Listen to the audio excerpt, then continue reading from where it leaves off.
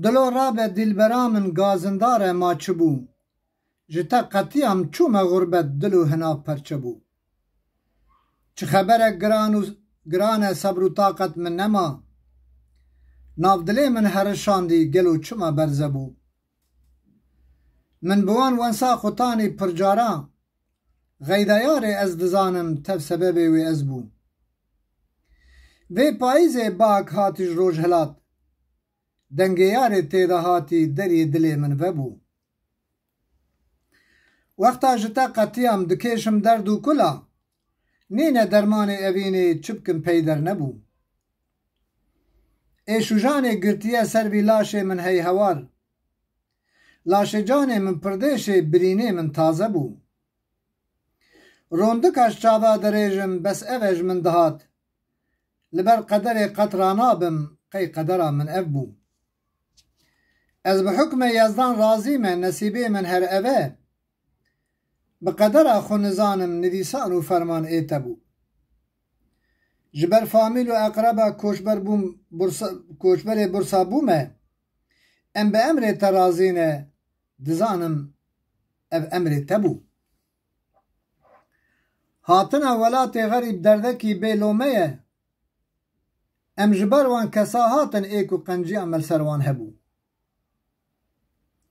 زاری پسمام و خالانا تفده محسیان نگوتن املوان بپرسن لو ما دردیم تازه بو گلو قد ممکنه کوش بریا 11 روژا اجبیر بکم من ندی یکی برحم نگوتن افجی برای مبو هفجین و زاروک من ونسو صبرا من تینن قد سرا رحمیش فامیلا خو ندی لورا دو قرآن هبو وقت هاتم برسای مکس ناز ندکر شکر و سپاس جخوده را دوست قنش پر زیده بو از قیمه خوب دنیای ناینم لورا دنیا دروه لیبله گازندارم جو دوستی خواه لورا او حقی مبو یکیل من گهدار نکر نگوتم برا اوجی درده خو بیجه چبکم رحم و وجدان و انصاف بوان را قط نبو نبیجن نای سره ما چرخ و دوران ایش بدورن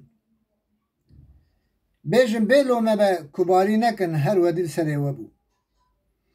چرخا فلکی باب و اولاداش هفت قطان چاوه وان شل کرن مرن یک بی یک جهفت قطینه وان با آری گوری برن دلی خو قد خوش نکن او دنیا جور بمینه